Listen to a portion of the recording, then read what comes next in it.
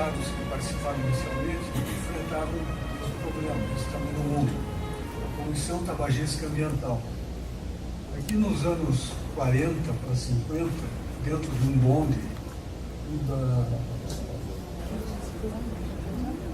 e dentro das lotações antes de serem ônibus urbanos, o pessoal fumava.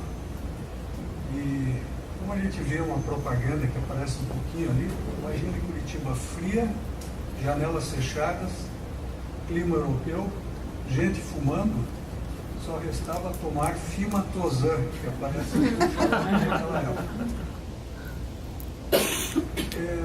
Um médico chamado Erasto Guerra, que foi um dos fundadores do Instituto de Medicina e Cirurgia do Paraná, que funciona até hoje, e no Hospital de Oncologia Erasto Guerra, ele, como médico, ele preocupado com essa situação e com o apoio político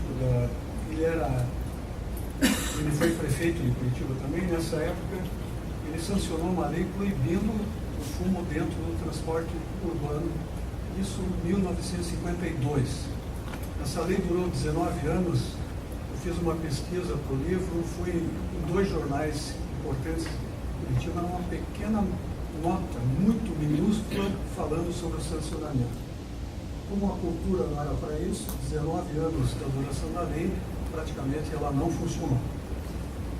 Em 1971, Jaime Slotkin, que foi um dos líderes, ele iniciou o programa no Paraná, falando com o seu amigo e cliente, prefeito Jaime Lerner, quando estava começando, ele reforçou o pedido para que a prefeitura novamente estabelecesse uma nova lei, fosse sancionado isso em 1971, e daí passou a valer até uma nova fase.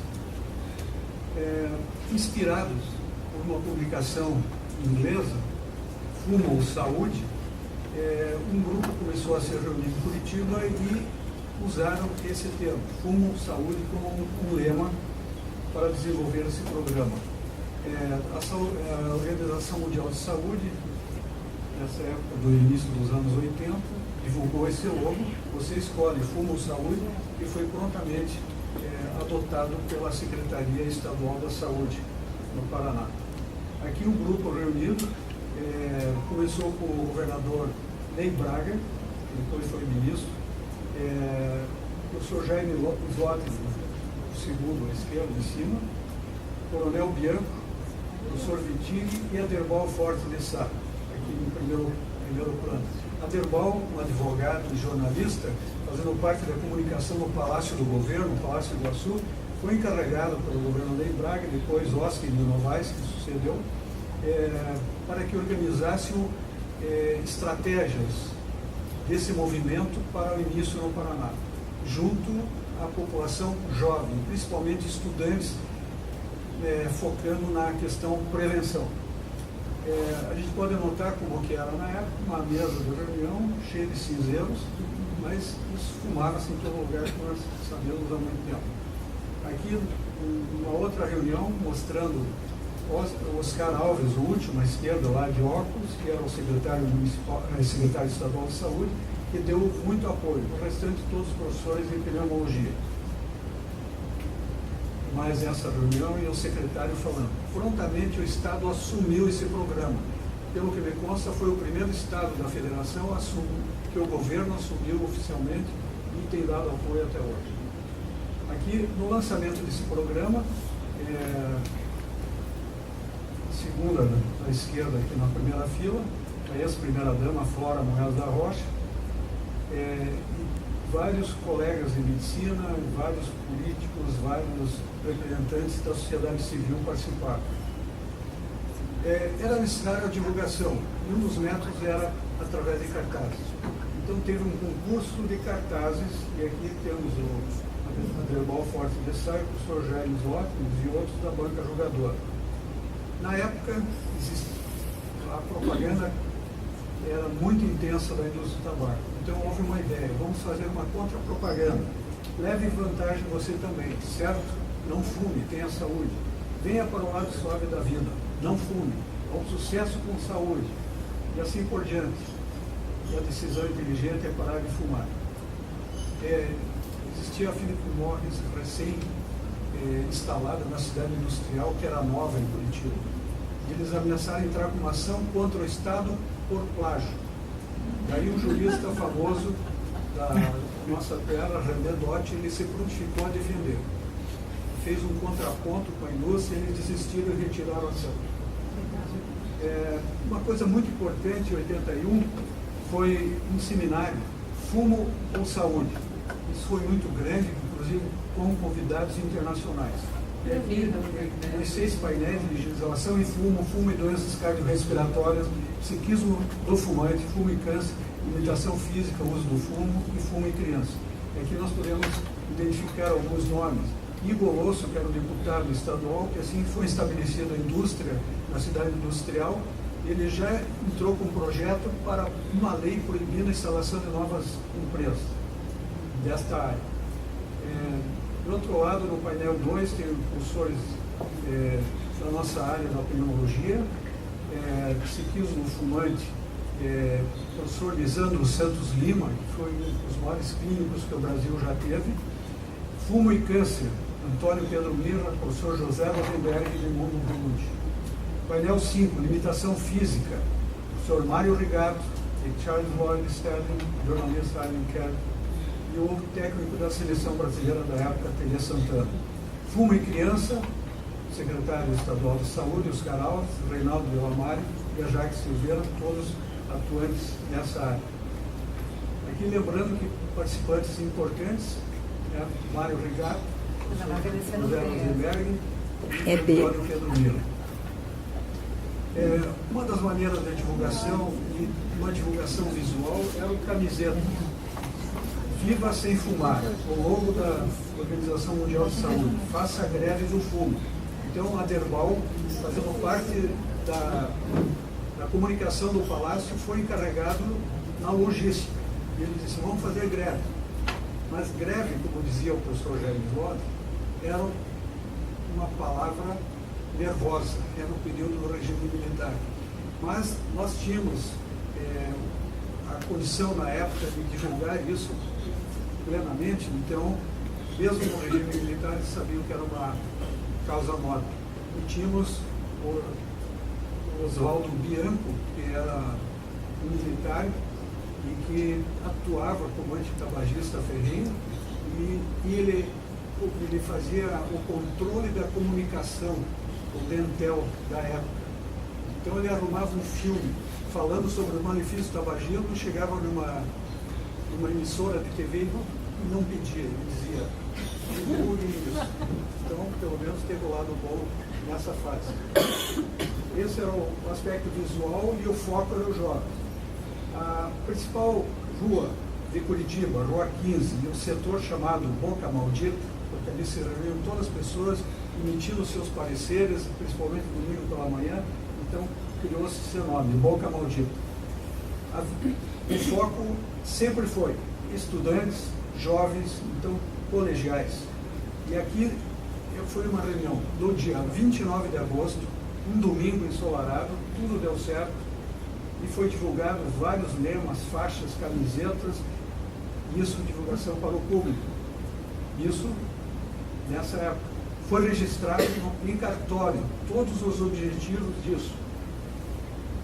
E uma das coisas importantes, lembrando que foi em 1981, o foco contra o fumo e pela saúde, onde está sublinhado. Esse documento, então, se destina a pedir que as autoridades adotem as seguintes providências: proíbam a propaganda de cigarros na televisão e no rádio, em qualquer peça de propaganda. O fumo é nocivo à saúde, e que os recursos dos impostos sejam vinculados à verba da saúde e educação. Lembrando que isso foi em 1981, estamos na ordem do dia. Nós temos um problema de tempo. Eu vou acelerar um pouquinho. A Associação Médica era o centro de controle. Colégio, público, colégios. E daí, a partir do terceiro ano, de 14 edições, corridas, meia maratonas, jovens, e sempre com o lema não fumar. Sempre, cada ano, cada maratona tinha um cartaz.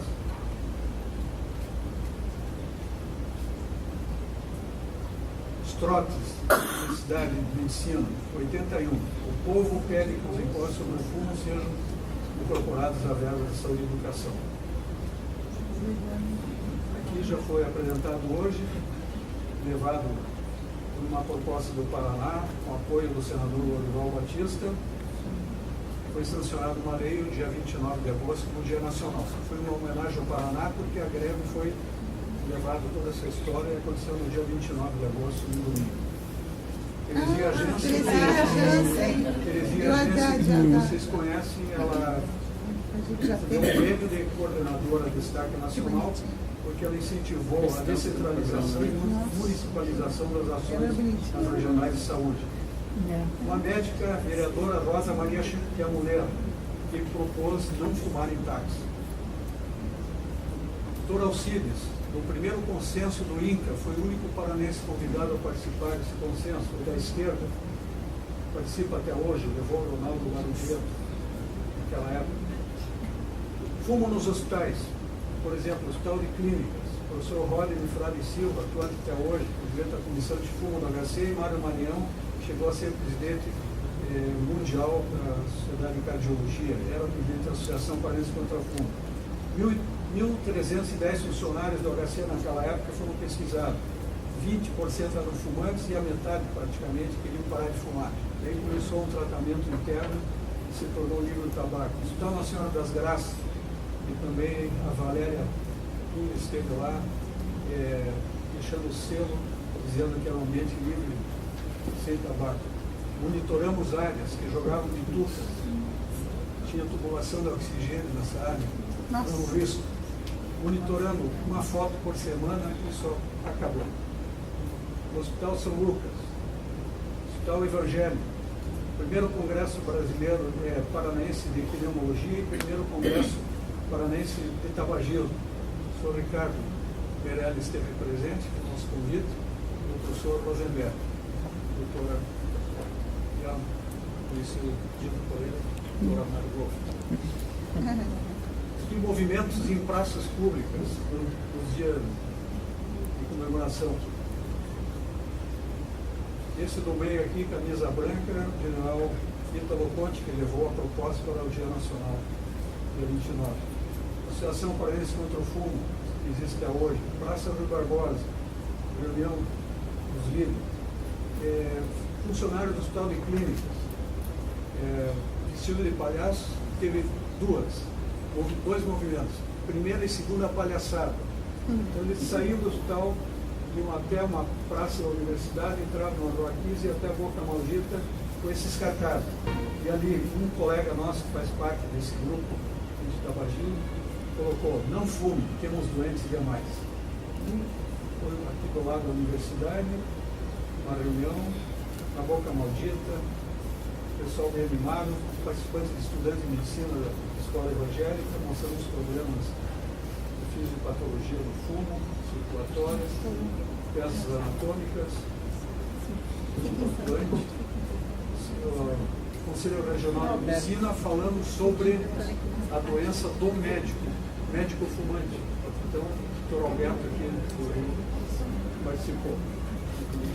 Música, feiras, música cover, grito, cada duas músicas uma mensagem de saúde, médicos reunidos, escolas. Aqui uma palestra que eu fiz no Colégio Bom Jesus, tinha praticamente 600 alunos assistindo, adolescentes, foco, prevenção. Líderes políticos que participaram na aprovação da lei, líderes médicos que atuaram nessa história, o prefeito Jaime Lerner recordando aquelas primeiras ações, Neile Prevô, presidente da Comissão de Saúde da Assembleia Legislativa, com o apoio dele, fizeram um movimento para a aprovação da lei municipal, lei estadual, o livro, e só para dizer que com o auxílio da Vera Luiza Costa e Silva, esse livro chegou na OMS, a doutora Margareta Tchan, foi provavelmente só soube, né, porque ela não ia ler em português. Só para dizer, que esse livro, no começo do ano, foi catalogado na biblioteca do Congresso Americano, onde lá tem mais de 36 milhões e 800 mil livros em 470 idiomas. Está catalogado por orientação da Embaixada do Rio de Janeiro. E da Biblioteca Nacional de Medicina e Defesa dos Estados Unidos, o livro está catalogado também. Isso para mostrar a história do Paraná, como ela estava inserindo, valorizando a história nacional e os grandes líderes. Muito obrigado pela presença de todos e pelo convite.